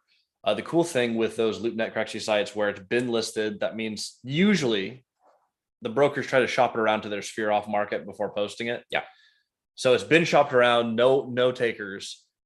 they'll usually sit there a while. And when it's been on market for a while, an owner may be willing to rethink their approach, which is why you can call someone. A lot of the properties that we've purchased have been on market for 200 days or more. Mm-hmm. And not that we haven't done it a lot faster, but yeah, our best deal we ever bought, shy of this deal. We still have to execute on this next week, but shy of this, the 38 plex was on the market for 13 years. it's a little bit more than 200 days. It's a lot of days. And it made us 7 figures each. Do we have any other questions? Oh, yes, we do. From Andy also, how would I approach an owner I'm trying to get coffee with who haven't responded to me? I'm not trying to get blocked, so I'm not sure how to pursue. I've been blocked before. I've been blocked by the same guy. Yeah. I was like, Christian, he won't block you. And then he blocked Christian. Some people are just going to block you. He texted me back once though. Yeah. Be yourself. Reach out. It's either going to work or it's not. Leave him a voicemail. Don't be overly detailed. I personally hate listening to long voicemails, so just keep it simple. Hey, it's Andy. Had a quick question for you. Wanted to connect. Give me a call back. Here's my number. Yeah. Don't be a Cardone sales guy. Cardone's great. The sales guys are not. No. Yeah. If you haven't heard them, call up the company and then you'll understand what not to do. Comment. To clarify, it's a coffee meeting to learn, but not. They're just an owner in the area I'm interested in. Please clarify your question. There's that last one there. Oh, from Andy? From GX. Okay. The more energy you put in will eventually pay back. They are a great example. Thank you. Oh, we appreciate that. Maybe it is Andy's last one. All right. From Andy, to Yes. clarify, it's a coffee meeting to learn, not buy. They're just an owner in the area I'm interested in. We'll just call them up. Say, hey, I'm trying to figure out how to do this. You've played a game I've never played before, and I'm curious how I could do something similar. Just be honest, be transparent. It's one thing to be honest. It's another thing to be transparent up front. Just let them know what you want. Very few people will do that. That is the difference between owner and seller. The way that you think of them going into that meeting is completely different. That is one of the most common things that we get as feedback. People get through their first meeting, they go, I don't have a deal. I'm like, I already know what you did wrong. You went to that meeting thinking of them as someone who's going to sell you something. That's just not what it is. We don't call sellers. We call owners. I've still never asked anyone to sell a property before. It just hasn't come up. Yeah, I offered to sell you my ownership in the 12th. Yeah, I've never asked anyone to sell me a property. It just never got around to that. Off-road treks. There's a $4 million resort in Stanley, Idaho. 12 cabins, main house. I have no idea how I'd even do a deal, but shoot us a message with deal specifics if you want to. On Instagram, we can hop on a Zoom call and look at those. Those are super fun deals, but we don't have enough inputs. The main thing is if you have the deal, you got to assess the income and then you got to put together the debt package. And the debt could just be seller financed, but you need to figure out the debt now that you've got the deal. If you love the deal, you want to buy it, it makes good money, and it's just the one that you want to buy, you have to figure out the debt next.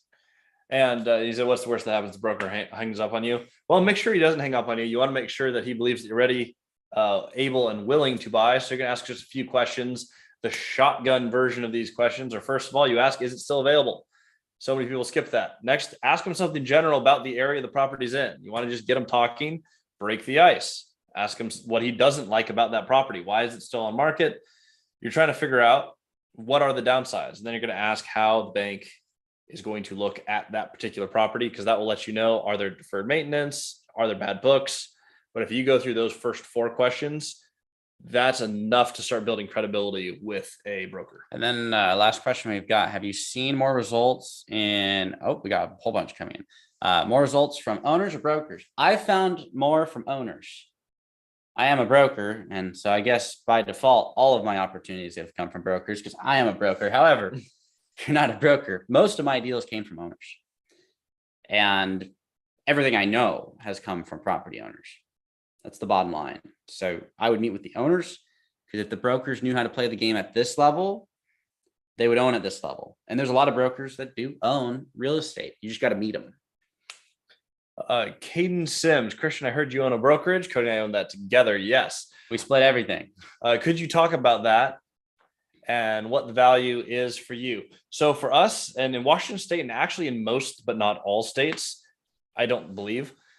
You have to be a licensed brokerage to do property management activities. And we're a management firm for our stuff and for a little bit of third party, which is why we did that. We're not actively recruiting. We're not trying to be the next Remax. That's not our goal. Yeah. So as far as brokerage activity, no benefit. As far as property management, a ton of benefit. And so that is what that is. It's a property management company. We do have a designated broker that has to head those up. His name's Brandon Vuklich. If you're in Washington, he's one of the best brokers I've ever met. He is phenomenal. If you need a real estate agent, he's your guy. We're licensed, but we refer all our stuff to him. Like, we just referred a $900,000 deal to him that closes next week because we don't want to rep that stuff. We want the professionals to do it. Yeah. So that's the only benefit is I guess I get to sit in the same office with my favorite broker. It's pretty fun. Yeah. If you guys are in Washington or doing deals in Washington, you want to call him Brandon Vuklich, spelled phonetically. I'm not going to try that on the call because I might mess it up. It's live. It's there forever. I know. Brandon's going to watch it and then get mad at me. But here, I'd love to look at the deal if you're looking for a partner. We don't openly partner. We let people sail on their own ship next to ours, but we're done letting people get on our ship. But happy to walk through deals with you. If you have something that you need help looking at, or you're part of our mentorship, we can actually do that on every Tuesday. We look at it as a group. Deal deep dives are every Tuesday. Happy to get you through your deals. Do you ask your sellers if they own the property outright? Owners. Yes. Do you ask your sellers, autocorrect to owners? So what it should say is, do you ask owners if they own the property outright? So seller financing is a good option. A lot of my sellers want the quick cash and don't want the residual drip. I don't ask if they own it outright. One, that's public record. It's actually pretty easy to look up. Yeah. So you can find that out without asking. Don't ask questions that you can get answers to. If someone asked me if I have debt on it, I'd be like, okay, you didn't do your homework. That's a red flag for me. However, there's also the wrong question because you don't really want to know what's the debt. You want to know, can they seller finance? And so if I want to know if they could seller finance, I'm going to ask them, will you be open to holding the contract? I'm going to ask them the direct question to get the direct answer. I wouldn't beat around the bush on it. That's a much gentler question than what do you owe? That just sounds so personal. Yeah. And the time that I did ask someone what they owed, they lied to me. And I've asked that once and they were really uncomfortable and I had a mega backtrack. That's actually that Port Orchard fourplex that we did. I asked that question and that's how I learned. That's the wrong question. Yeah. Bad question. Yeah. Sometimes you guys just got to learn by asking. Mistakes are fine as long as you don't repeat them. How long did it take you to get the math down? I'll speak for myself really quick, but for me, it probably took me a few months, but really it was as soon as I did my first deal, it all made sense. It was all in theory until you actually execute. So I got a rental calculator. I used it for 2 months. I found my first deal. I bought it and then I learned it. Cody's kind of a math genius. I'm actually curious your answer on this question. Well, real estate math is super simple. So you have income less expenses equals cash flow. And those are the only inputs you need. Everyone wonders what's the IRR, what's the cap rate. That's irrelevant. You can figure out how to buy and how to never lose it. You keep it super simple and you can learn it overnight because almost everybody that's watching this, I can't say everybody because I can't guarantee that, but almost everybody here knows how to do subtraction. And if they can't do it on a piece of paper, they can do it with a calculator, and that's all you need. Income less expense equals cash flow. And so it didn't take very long at all. Granted, I can do a lot of that. I can long divide in my head. I can just see it. So I can do a lot of the calculations in my head, and it doesn't usually take super long. However, the actual real estate math is not complicated. If you can't do it in your head, you can do it on this. Addition, subtraction, multiplication, division. Those are the options. That is all you need. There is no long formulas in this whole thing. It is basic math. Let's see here. Actually, a lot of questions going in, so I'm going to start rapid firing here. Let's go. How long did it take? That's one I just read. Scrolling down one more time from Lucas. What are some of the things you learned strategy-wise from Billionaire Owner? Oh my goodness, so many things. There's some stuff I'm not qualified to talk about on this yet because I haven't mastered it. However, we'll go over the simple stuff. We did a one-pager exercise. Yeah, where I love this. I've mapped out my story with the circle drill. You got relatable points, goals, significance. Well, the one pager is your financial page. It is the goal of it, and I did this, and it allowed me to rearrange my pieces with people that were much smarter than me. But I mapped out all of my financials, all the debts, all the incomes, the cash flows, the cash, not a lot of that yet. We're working on it. And all the real estate. And so I mapped it out all on one page, all the companies and all the partners. And I put it in front of someone who's a lot smarter than me. And they told me what I should do. You map it out on one page, super simple. Anybody can read through it in a couple minutes. And then you give it to someone who's smarter than you. And you ask for advice on rearranging your pieces. That's it. And that in itself was so simple, and it worked. It worked very well. When I looked at it, I was like, oh, this is what we should do. And that's how Christian and I find a lot of our little tweaks in our system and our business model is just taking little bits and pieces from the resort owner, what he shared with us, and applying it. And it just simplifies everything. What we found, and I've found this since I've been living here, is that you can simplify stuff way more than you think. And when you can keep it super simple on growth mode, it makes it a lot easier to stabilize. That's it. Yeah.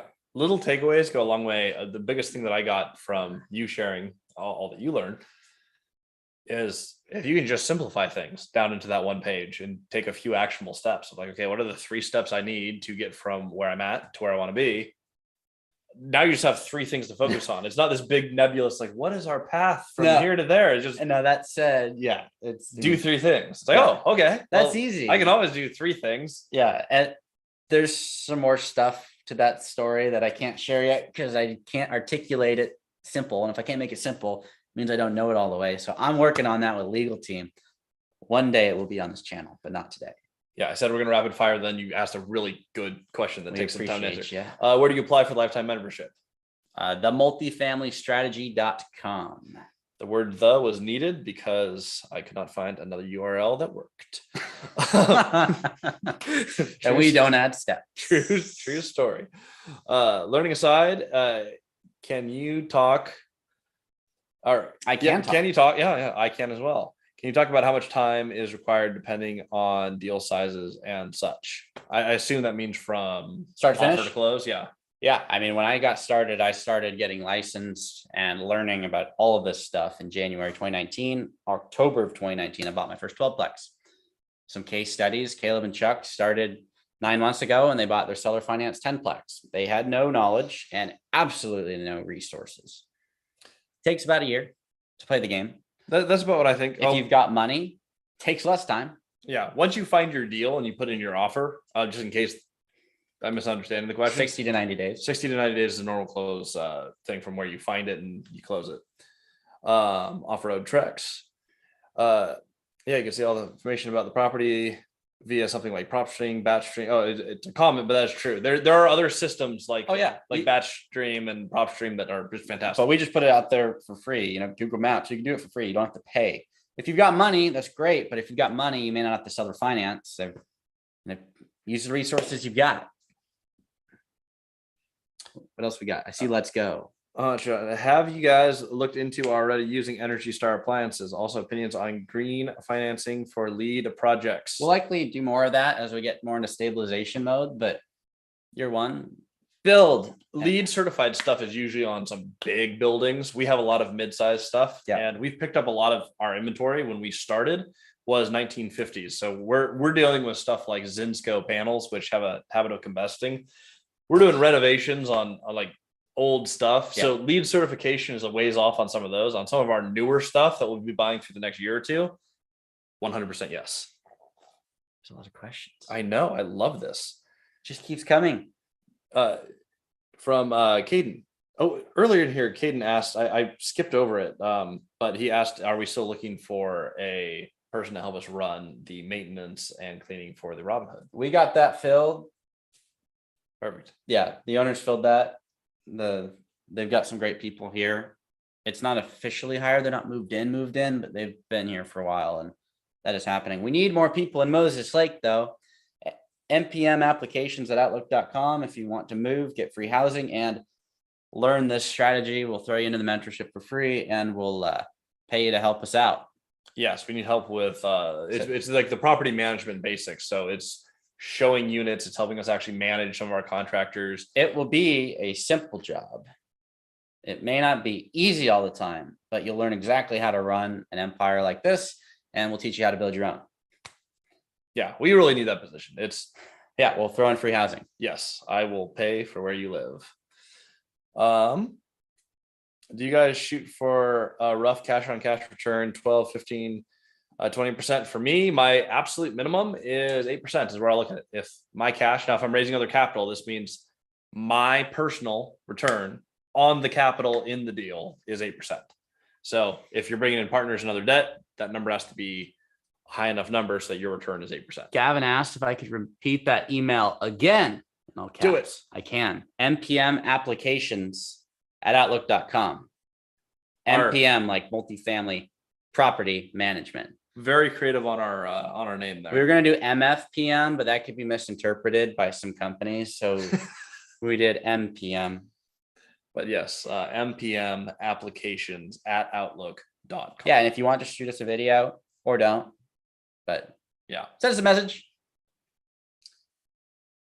Where do you find the best hard money deals? Hard money deals. You find the deal first and then you find the hard money is the short answer to that. But the easiest thing to do is hit your network and ask for referrals, because nothing beats a referral from someone who you already know and trust. If you don't have a hard money person in your pocket, talk to someone who does. Other than that, I would literally just Google hard money and the area that you're buying. The companies that want to place capital there are actually paying the SEO there. Yeah. And so if I want to do hard money in Moses Lake and I type in hard money Moses Lake, those top few companies want to place money there. All right. We got some more comments in the chat here. And again, if you're new to this channel on Instagram, sorry, I'm looking both ways, but if you're new here, we'd appreciate if you subscribe on our YouTube channel. That helps us out a lot. Seller financing tips. I know that it will be the case by case, but after all your experience, you should have a framework of what would be the most common winning terms. Well, the winning terms is what everybody wants to do. So the seller financing tips, and really just put it out there what your goal is, learn about what their goals are and what their goals were. It's not just about where they're at and where they want to go, but it's where they came from. So if you can map out where they came from and where they're at, what was significant when they actually hit their original goals, and then share your pieces to your story, that connection is what will determine your terms on the deal. It's not the actual deal that determines the actual deal. It's your connection. And when there's trust, when they like you, when they want to lift you up, every person I bought from wants to lift me up. Maybe outside of one, my first one. But we did go water skiing together. So I mean, we're friends, but it's not all the same because I didn't have the strategy back then. If you can work with people that want to give you a boost up, turns will come. Keaton asked, what information would you like us to send to the MPM applications email? Take a quick selfie video, shoot us over who you are, what you want to do. And we already know what we want you to do, but tell us what you're looking for. Our goal is if anybody's working for us, we help buy real estate. Hannah, who was our first MPM hire, she's also part owner. Yeah, one of my favorite people. She got 10% of this resort for free because she's going to help us out here. And she has done good by us on the management side. And so we're going to keep giving her percentages of resorts as we keep buying more vineyards, as we keep scaling. But this deal puts her over $1 million of real estate. She'll be a millionaire in the next 2 years. That's our goal. If you're just looking for a job and free housing, it's not for you. So shoot over what you want to do. We'll educate you on how to play the game. We'll give you free housing, and we'll show you a new market, how to manage assets at that level, because then you can do it on your own. Yeah. If you have and Hannah's the one who's reviewing all of them. If you have a resume, attach it. If you were sending it to me, I don't care. But for her, she does like to see your experience. So if you have a simple resume, put that in there, and we'll go from there. Hey, Caden Sims just asked the same question here. So that's good. Excellent. From John Snow. That's a familiar name. What is your strategy to keep your properties if unemployment skyrockets and occupancy falls again? Cash flow. Yep. We can lower our rents, and our rents are already way below market. So if market drops, which by the way, rent does not drop in a down market. It hasn't done that significantly since 1920s, where it only dropped 18%. So if you deal with a lot of non-pays, last time the government backstopped that with housing authority. Mikey asked if it's the gun show. Might be. Deja asked if we need a broker's license. We covered that earlier. And then GX answered for us. No need for a broker's license. Just go buy an investment property. Do it. Yep.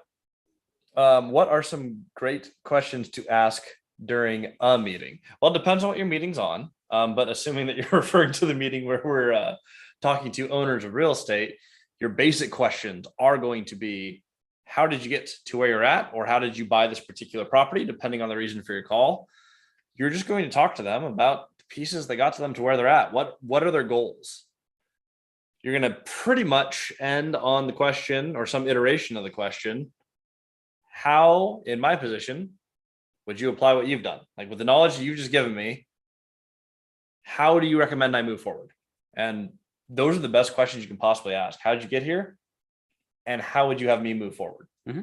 And then go out and apply it, because that's how you get your next meeting, and that's how you actually do deals. That's how you build trust. If you want to build trust quickly, get a little bit of info from someone, go apply it, and let them know how it changed your life. Any remote opportunities to work for you?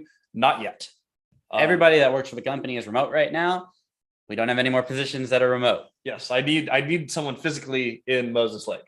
That is the only one thing that I do need. It's remote-ish, and that you work from wherever, but you have to actually be. Yeah, you work from a remote area. No, I'm just kidding. Yeah, it's not that remote. No, it's great. Ryan White, a question: what's your overall reason for investing? Cash on cash, IRR. What's the go-to for investing? I mean, cash on cash would be the biggest one, but DSCR matters more than anything. Yeah, your debt service coverage. If your debt costs 100, I want 200 in net income, 300 in net income. That's after operating expenses. Your debt coverage matters more than loan to value. It matters more than your IRR. Some syndicators are going to say I'm dumb for saying that. However, they don't own all their real estate, and I do. So debt coverage matters more than IRR.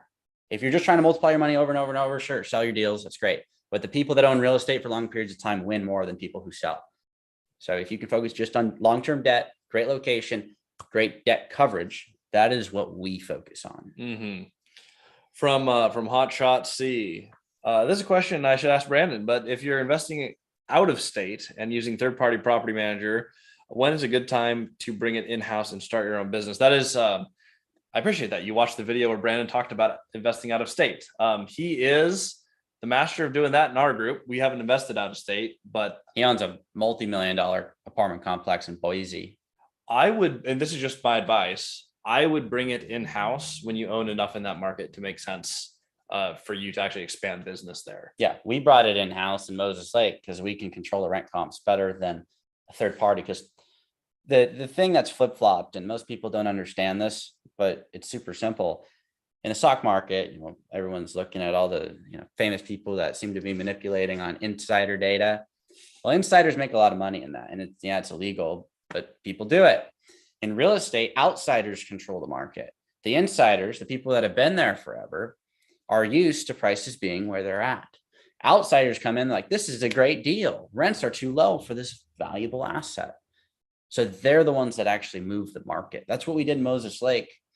Rents went up, but the quality of life that the people got also went up because nobody in that town was fixing the properties. They're used to the stories from the 90s of this was the crack shack. We're never going to fix this. And we went in and we fixed it. And now it's a lot better, and it's getting even better. Like it's going to be nicer than a lot of stuff that was built in the 80s, and this stuff was built in the 50s. So outsiders control the market in the real estate space. And when you start buying enough to make an impact, when you do little rent bumps, when you do your actual improvement projects, that's when we would take it to in-house. I got the question. What are you netting monthly? Well, I'm not going to answer exactly what we're netting monthly just because that's in bad taste. But it is more than 5 figures and a little less than 6. Yes. Off-road Tracks is based in Boise. Woot. That's the comment. Woot. Woot. Do you recommend sticking to smaller deals for those who have an existing full-time job and family? No. Nope. It is actually exactly as hard, at least in my experience, exactly as hard to run a 12-plex as it is a duplex. Almost no difference. And a 38-plex. 38-plex is a little bit harder than a duplex, but not much harder than a 12-plex. Like it's just not that much harder. As you get bigger buildings, they usually come with management. So you get enough buildings, you can hire a professional property manager. You get a really big building, it comes with in-house management. We're not there yet. The bigger you go, the easier it is to manage. I spend a lot Or less. so we've heard. Well, I mean, I spent a lot less time personally managing our portfolio today at 100 units than I did when we were at 50. That is true. Like by a lot. That's true. So scale helps because more cash flow buys you more management. Ta-da. Yeah, it's magic. Yeah. Does your property manager that you give ownership to the resort post YouTube or Instagram videos? She doesn't, not yet, but one day. I want to share her on this channel more. She is baller. She's just a lot smarter than us. Yeah. The reason we keep things so simple is, number one, if it's not repeatable, it's not really that cool. And I'm not smart enough to be super complex. So she's brilliant. She is. We're not. Yeah, she's. Well, brilliant. I'm not. Everybody on the team is smarter than me. And by the way, if you're the smartest person in the room, you're in the wrong room. So Christian, sorry. Yep, that's okay. You're in the wrong room. Cody Christian. My name is Steph. How can I buy multifamily USA? I'm Peruvian. I like a lot of your videos. Okay. Do you actually live out of the States? I'm gonna guess so. Okay. He used the upside down question mark, and he's Peruvian. So if he's from Peru and he uses the upside down question mark, I'm gonna guess yes. Okay. Well, I've never done that. However, I do know people that have moved from outside the States to the States. One of the first people that ever sold to me, it was the second person. He moved from out of the States, and he's built multi 8-figure real estate portfolio over the last 20 years. So it may be in your best, and I don't know your situation at all. I don't know if you can do this because I haven't had to do it myself, but it may make sense to move. But haven't been there. Haven't done that. So we have made it through the questions, and I am incredibly hungry. So I'm we're gonna go get food. Yes, we are. Thank you all who I've seen a lot of the people in the comments here go all the way. Will Christian read every comment? No, but I will. What we'll do is when we try to read every comment, I'm pretty on top of it. And if you have a message where you want to message us offline, you can message me directly at Christian Osgood. I'll get it to it within 24 hours. Yeah, I'm still trying to get through mine. I'm sorry, everybody. We're working on that. Cody needs an executive assistant. I'm doing my best. How do you go about paying the secondary lender that helps pay the down payment? Okay, fine. Last one. You pay them off with money. I don't know why that's actually confusing for a lot of people. And I'm not saying confusing for you specifically, but you do have to pay them off with money. There's a few ways you can do that. You can earn the income. You can borrow the money. You can do it out of cash flow, which is kind of like earning it. Or you can sell or refinance the property. Accurate. I did a deal. I bought a 6-plex, 100% owner. And I needed money. So I sold out a little bit to Christian and used that money to pay off my down payment hard money. Ta-da. Magic. Free real estate. All right, that's it. Like, subscribe, join us next week for your questions. Kill the stream. We're done. And we're out. We appreciate you. And if you're here, we appreciate you watching. If you haven't checked out our YouTube channel, we'd appreciate it. We're trying our best to grow that. Thanks. Wow. That was the